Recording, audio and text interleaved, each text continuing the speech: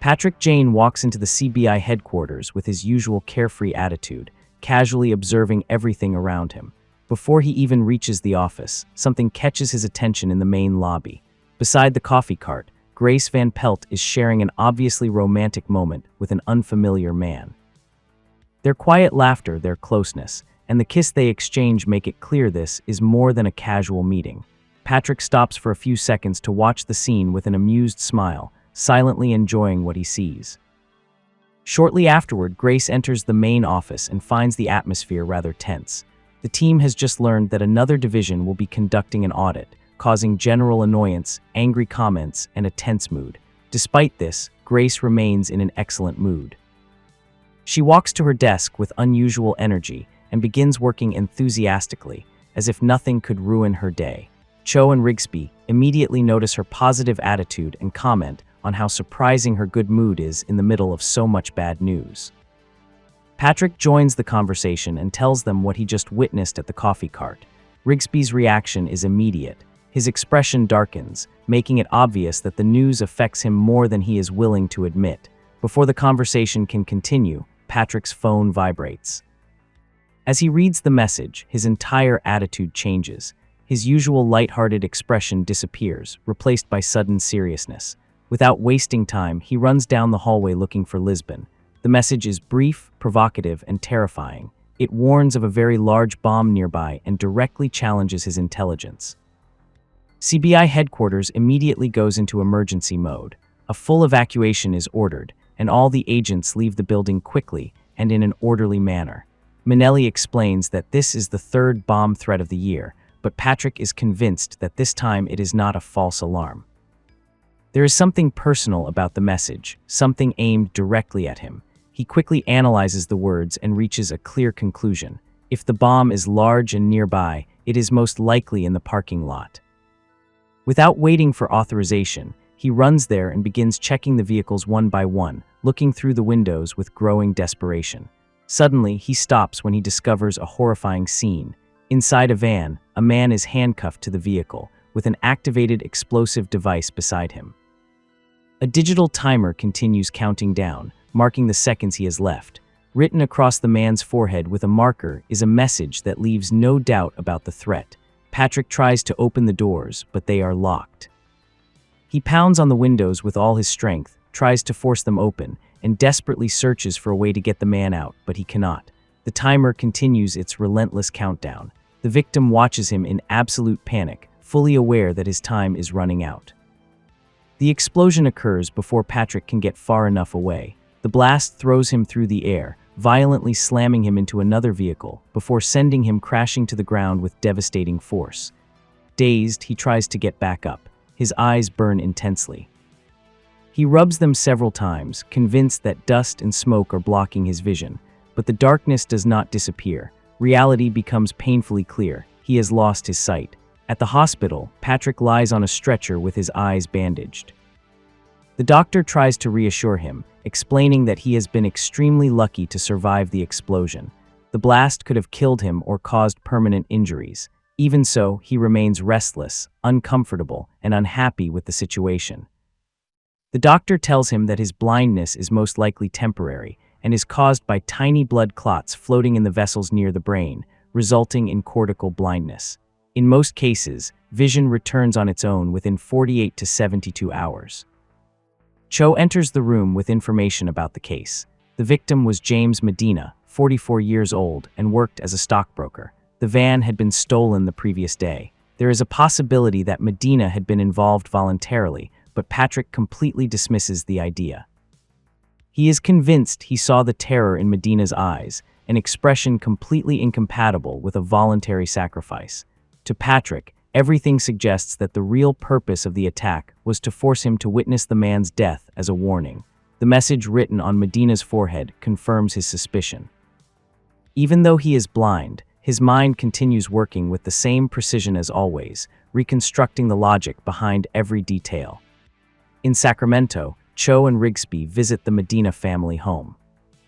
The widow says goodbye to her sister, who takes the children away to protect them until the person responsible is caught. During the conversation, she explains that, because of the economic crisis, her husband had received numerous threats from angry clients. However, she mentions one man in particular who had personally confronted him and behaved very violently. Back at the CBI, the investigation leads them to Terry Andrews, an employee at a nightclub called Hype. Lisbon and Rigsby locate him and bring him in for questioning.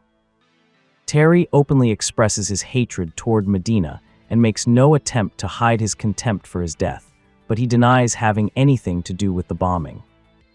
In the middle of the interrogation, Patrick appears in the office wearing dark glasses and carrying a white cane, assisted by an agent. He has left the hospital against medical advice. He moves somewhat awkwardly into the room and listens carefully. He analyzes every detail, the suspect's tone of voice, his breathing, his pulse, and even his body odor. Finally, Patrick concludes that they can let him go. From what he senses, Terry's anger is genuine, not the fear or guilt expected from someone who has committed a murder. Convinced that his blindness has heightened his other senses, Patrick insists there is a direct connection between him and James Medina and asks to speak with the widow. The Medina home is warm and orderly, with a familiar atmosphere that contrasts with the recent tragedy. The widow welcomes Patrick and Lisbon kindly, despite the obvious pain she is still carrying. She offers them tea and invites them to sit in the living room, where memories of her husband seem to fill every corner. Patrick moves carefully with his cane and Lisbon's occasional assistance, paying attention to every sound, every scent, and every texture. He immediately senses the care with which the home had been built and maintained.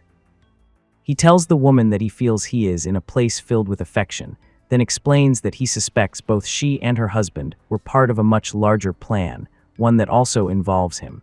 He is looking for a connection between James Medina and his own past. The woman agrees to help without hesitation and gives him a box containing her husband's personal belongings. Patrick examines each item with great care. First, he touches a pair of reading glasses, confirming that Medina wore them every day. Then he moves to a horseshoe-shaped cufflink, a symbol of their shared passion for horseback riding.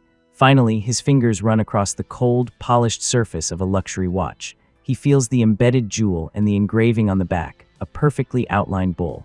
That detail triggers a powerful memory. In his mind, he sees a woman sitting across from him years earlier, during one of his old sessions as a fake psychic. She was holding an identical watch, with the same jewel and the same engraving. At the time, Patrick had performed an emotionally intense reading, one of many in which he used vague information, subtle gestures, and observation to create a story that deeply affected his client. The memory shakes him, leaving him disturbed for a moment. He regains his composure, thanks the widow for her help, and leaves with Lisbon.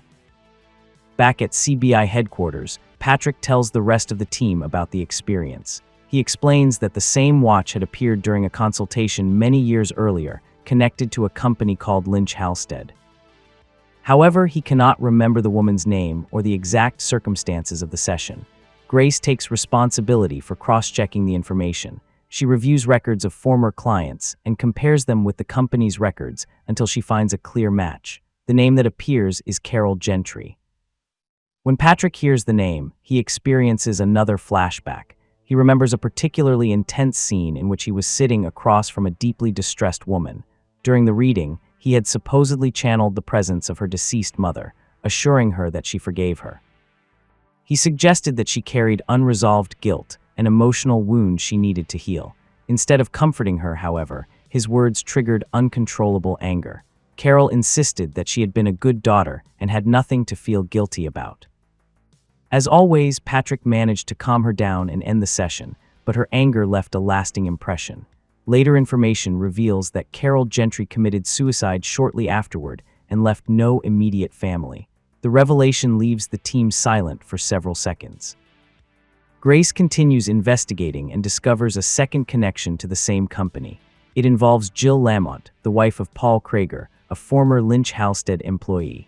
Once again, Patrick's mind travels back into the past. He remembers a consultation in which Jill was holding a watch identical to Medina's. During that session, Patrick had told her that her husband was cheating on her and that she needed to confront him to save her marriage. The revelation caused an emotional earthquake that eventually led to a devastating divorce. Over time, it became clear that the separation had been particularly bitter and destructive. Lisbon and Cho visit the CEO of Lynch Halstead to gather more information. There, they learn that Paul Krager had been fired by James Medina after suffering a serious emotional breakdown. His personal life had completely collapsed, and after being fired, he disappeared without a trace. His obsession with Medina and Patrick Jane seemed to have grown over the years. As the team intensifies the search for Paul Krager and his ex-wife, Grace's personal life takes an unexpected turn. Dan Hollenbeck arrives at the office to see her. His presence creates an uncomfortable situation, especially when he crosses paths with Rigsby, whose distant and tense attitude makes the atmosphere almost unbearable. Grace tries to ease the situation by introducing them, but the tension is obvious. Rigsby, driven by concern and jealousy, decides to speak with Dan privately. He takes him to the bathroom, where he makes it very clear that Grace is important to him and that he will not allow anyone to hurt her. Dan appears to understand and acts conciliatory. For a moment, Rigsby believes he has made his point. However, as Rigsby turns to leave, Dan attacks him brutally. A hard strike to the knee sends him to the floor, and Dan repeatedly beats him until he is unconscious. Without the slightest hesitation, he handcuffs him and leaves him lying on the floor before calmly returning to the office. There, he behaves completely normally. He exchanges a few words with Grace, dismissing any previous awkwardness, and expresses his desire to meet the famous psychic he has heard so much about. Grace, unaware of what has happened, leads him to where Patrick is resting on the couch. Patrick, still blind, senses the newcomer's presence. They introduce themselves and shake hands. Patrick gives him a warm greeting, using both hands as he usually does to gather more sensory information. During that brief contact, something in Dan's body tension creates a vague sense of unease, although Patrick cannot fully identify it. Patrick apologizes for being overly curious and jokes about wanting to make sure Grace finds a good man. He then mentions that he is hungry. When Grace walks away to get him something to eat, Dan leans toward Patrick and makes it clear, with a silent threat, that any wrong move will have deadly consequences for her. Grace returns toward the couch, intending to find something for Patrick to eat, but before she can get far, she receives an urgent call from Lisbon. The news completely freezes her. The investigation has reached a clear conclusion. Paul Krager is responsible for the bombing. For years, he has developed a sick obsession with both James Medina and Patrick Jane, whom he blames for destroying his life. Then comes a devastating revelation. Paul Krager has a son, and his name is Dan Hollenbeck. Grace feels as if her entire world is collapsing within seconds. Everything suddenly makes sense. Dan's kindness, his sudden appearance, his insistence on meeting Patrick, and his attack on Rigsby. Panic takes over as she turns around, ready to run back to Patrick, but she comes face to face with Dan, who is already pointing a gun at her. Without giving her a chance to react, Dan forces her back into the office. Patrick immediately senses the change in the atmosphere. The tension, the forced silence, and Grace's rapid breathing all tell him that something is terribly wrong. Dan makes it clear that he used Grace to gain access to the parking lot and plant the bomb. He blames her, and especially Patrick, for ruining his childhood, his family, and his father's future. In his mind, the fake reading that triggered his parents' divorce was the beginning of an unstoppable chain of disasters. With quick, violent movements, he handcuffs Grace's hands behind her back and forces both of them out of the building. He leads them toward the parking lot, keeping them under constant threat of his gun. Outside, they encounter a security guard who, without fully understanding what is happening, stops them for a moment. That brief distraction is enough for Patrick, guided by instinct and desperation, to land a solid punch directly in Dan's face. The impact sends him backward, and Grace takes the opportunity to run with Patrick, getting away as quickly as possible. They race across the parking lot until they find a car with the keys still inside. They immediately get in, but the situation is desperate. Grace cannot drive because of the handcuffs, so Patrick, completely blind, has to take the wheel. With his heart pounding and relying on sounds, vibrations, and his spatial memory, he tries to maneuver between the cars.